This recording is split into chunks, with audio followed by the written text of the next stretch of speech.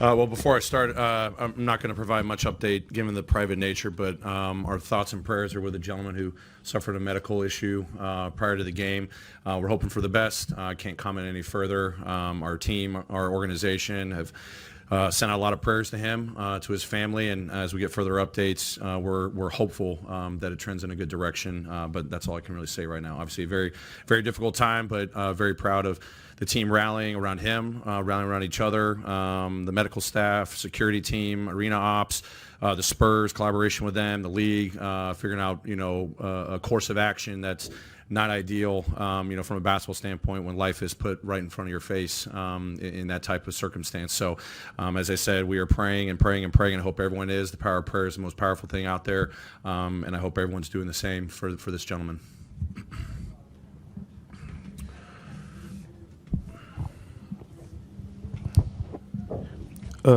Taylor, along those lines, just before the game, it was shortly before tip-off, just what's the process like for you as the coach and the team in that moment as you're trying to gather the team together and then prepare to come back out and play basketball?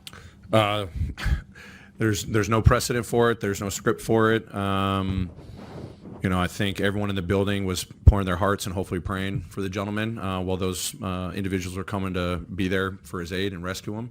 And then when there was a moment to process everything, which didn't naturally just present itself, it was getting together with the officials, getting together with Mitch, Zach and Brian got together, our GMs and execs getting together with the league and kind of just taking step by step, but no one wanted to rush to anything. Everyone wanted to be very sensitive to the situation and provide the right space and respect for what was going on. And as we got the necessary updates, we just kind of took it step by step and then collaboratively came to a decision to go out there and continue playing basketball, given that, there were positive steps, but that's the most I can share in terms of his medical condition right now.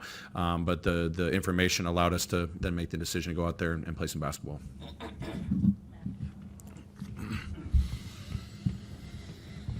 Taylor, no way to really measure it, but that felt like the most 1-5 Ja-Zach pick and roll you guys have run maybe all season. One, what led to that decision? Two, in this offense, which is so kind of freelance and reactionary, where there aren't a ton of pick and rolls and DHOs and things like that. How do you incorporate that while also sticking to the principles that make this thing go?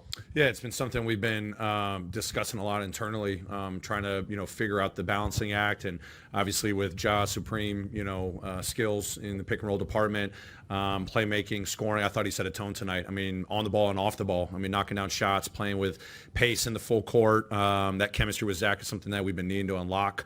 Been spending time on it over the last couple of weeks, especially as we've kind of figured out our principles and pace and how this is an advantage creator for us. And we got to see that tonight.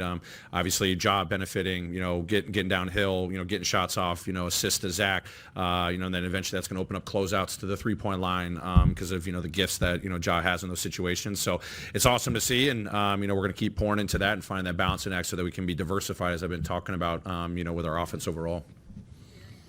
Coach, right here. Gigi came off the bench with 27 points. I believe this is like his best showing this season so far.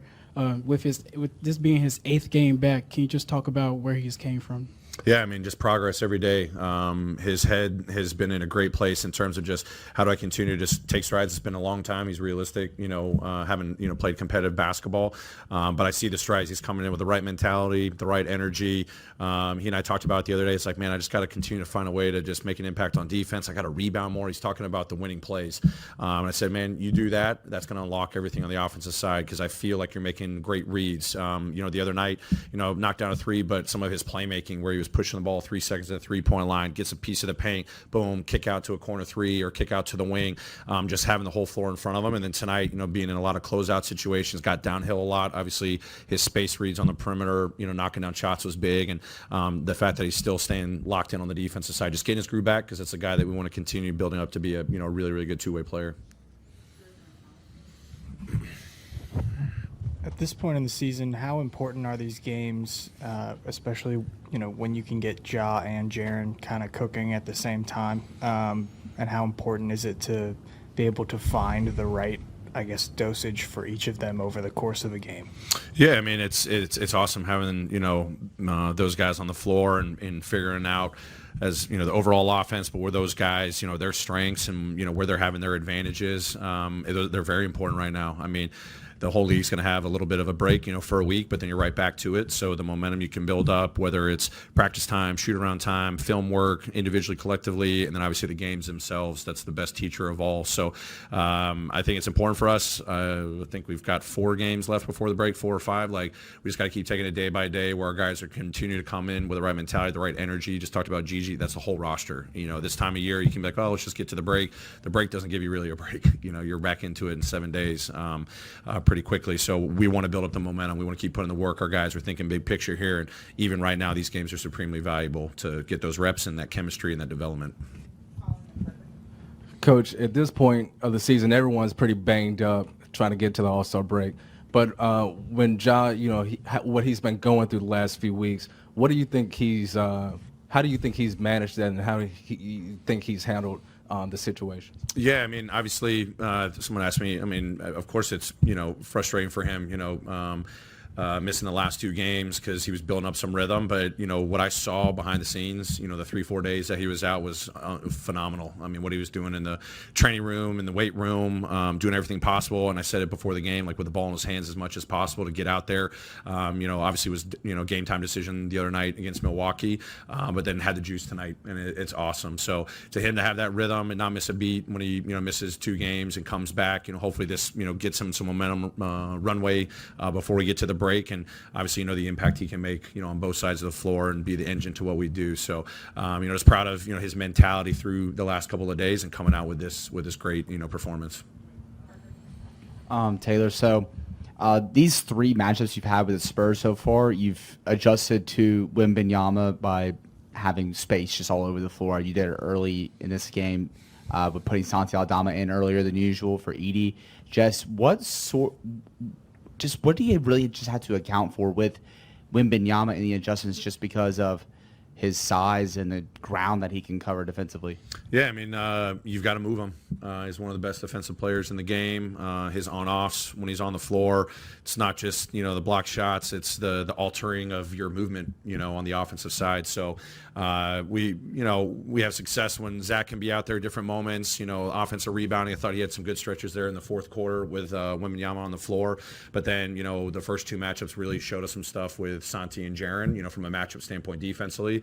But then offensively, just the pace that we can play, spreading him out, having him to think about where he's rotating from, who he's rotating off of. He was even on Scotty for a stretch there, and that created some confusion, when we were playing kind of our stretch units. So it's data, collection right now. It's been successful for us, and you got to throw different things out there from a defensive game plan, matchup standpoint. But, what we can drive on the offensive side to really get him moving around and maybe not be as much of a presence, because he still is, no matter who you put on the floor. Jaren on a nightly basis now, is their opponents are bringing a lot of double teams. I'm just curious. I think he had a stretch during that third quarter where he made a few good passes to Gigi. How has he progressed there, and how much of that is the reps versus, just thinking the game maybe differently than he did before? Yeah, I mean, it's awesome to watch Jaren's evolution as a player, playmaker, obviously dynamic scorer, perimeter, post. We've been talking about that, all season long, but they were throwing double teams from the baseline, from the top. It's kick out to Gigi at the top. It's the skip passes to the weak side. I mean, he's doing it every day, working on this. Seeing those moments where he still can break through and he gets fouled. I think he had 7 free throws by halftime. But it's been awesome. He's invested in that part of his game, his growth, seeing the floor, poise, patience, aggressiveness, and force has unlocked a lot, for him. But also, hey, throw a double team at him. He's going to find teammates, and if they're making the right airtime decisions on the backside, we get a layup or a 3 on the backside and get a quality possession. So playmaking through him has been awesome. When you add that to what Josh absolutely capable of, see what Dez and Luke have been doing over these last couple of weeks. It just gives us so much, versatility. But guys that are playing at a very high level in that playmaking spot. Yuki had a hustle game this afternoon, and he got the highest assist score. And didn't you feel hesitating to use him tonight? Yeah, I mean, we wanted him available, not knowing second night of a back-to-back. Obviously, a couple guys, banged up here, but great opportunity for him to continue to develop, and then, staying ready, when he gets his opportunities with the Grizzlies, and you never know what that presents. But the fact that he's playing with the pace, the assists like you talked about, that playmaking, he's been making so many strides over these last couple of games with the hustle. Great. Oh, good.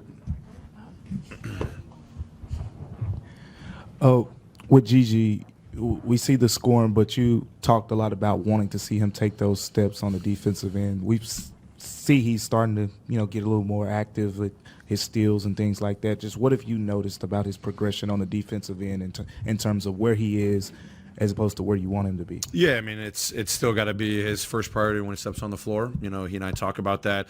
His athleticism, physicality, he's added muscle that, as I think someone asked me when he was first coming back, it's like he's still got to learn how this new body of his is going to, be deployed out there offensively and defensively. But, he was on Wembanyama for stretches. He was on Keldon Johnson, who had given us problems in the first two matchups. I thought we did a pretty solid job on him. So playing with that physicality, lateral movement, on-ball presence, I see his engagement, with his mind. And then we tack on like when he starts getting really good with the defensive rebounding, which we need to unlock. But he's got size, physicality, and all the reps that he got last year are still in that mind. And now we just got to get those reps right now in the games, knowing that he can be as I said, a really good two-way player for us. Great, thanks everyone, appreciate it.